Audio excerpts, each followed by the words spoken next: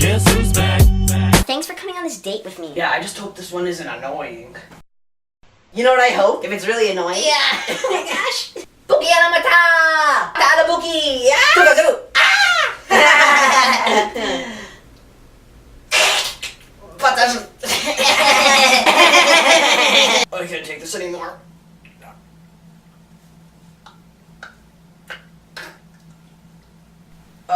Dude, why don't you just leave? See ya. Marker. And action. I am the league's director, Silas Ramsbottom. Bottom. Hilarious. Guess who's back? What's up, guys? MegaMovieManMark here, and in celebration of Despicable Me, I'm putting on my very prestigious Gru scarf. We are going to steal the moon! Or, I got a better one. We stole the Statue of Liberty! No, the small one from Las Vegas.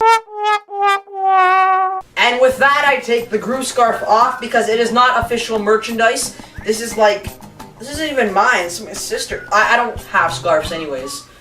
And for people watching this that haven't seen any of my other videos, I usually wear the suit, but I do not usually wear that scarf. Anyways, in 2010, a small movie made by a small company that's never even made an animated movie before. Then again, they are owned by Universal Pictures. That might be a small advantage. Despicable Me was released and it was a huge hit. And from there, the Minion and on began. A phenomenon involving minions. Thanks, Siri! And with a Minion movie on the way for next year, there's no signs of slowing down.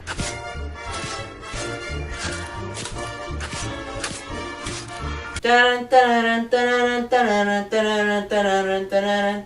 it better than the first? Well, it is a lot more complicated than the Smurf. The Smurf? What? The first. There's a lot more going on. Which makes sense. When a studio makes a sequel, they always try to top themselves by throwing in as many love interests as possible, as many subplots, and as many twists and turns with villains and stuff. Look at that! Toy Story 2, my favorite movie of all time!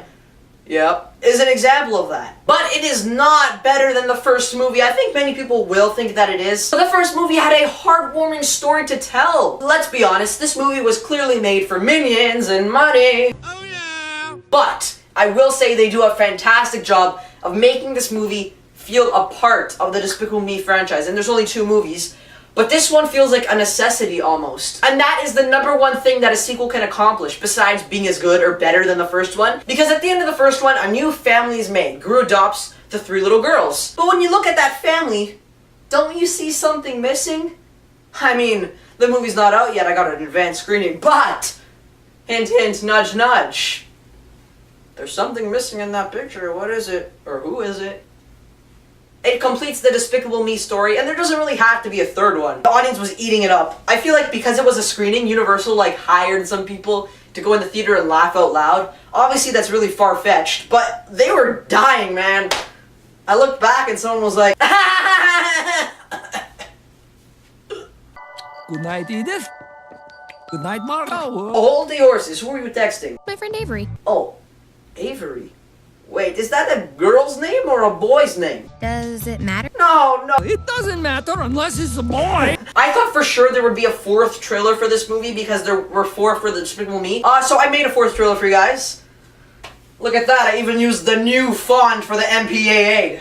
That's the rating company. Anyways, that's all the time I have for today, but remember, subscribing to MegaMovieManMark is mega cool, and enjoy the trailer. You don't have to watch the trailer, but you should because I worked really hard on it. Actually, no, I didn't. I spent half an hour on it. But anyways, see you guys later. Woo!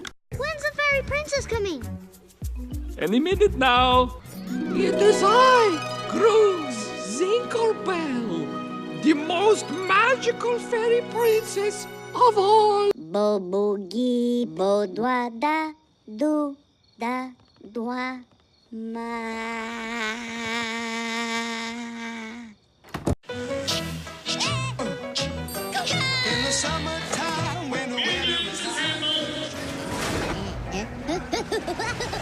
Gru's back in the game with cool cars, gadgets, How are they working? and weapons.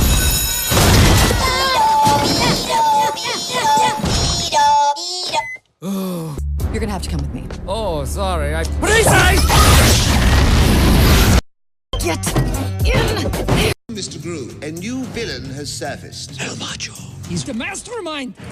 He's ruthless, dangerous, and very macho. There's a devilish look in his eyes, and I don't like it. It might seem crazy what I'm about to say. Sunshine, she's here, you can take a break. I'm a hot air balloon that could go to space. With the air, like I don't care, baby, by the way. Because I'm happy. Clap along if you feel like a room without a roof. Because I'm happy. Clap along if you feel like happiness is the truth. Because I'm happy. Clap along if you know what happiness is to you. Because I'm happy. Clap along if you feel like that's what you want to do.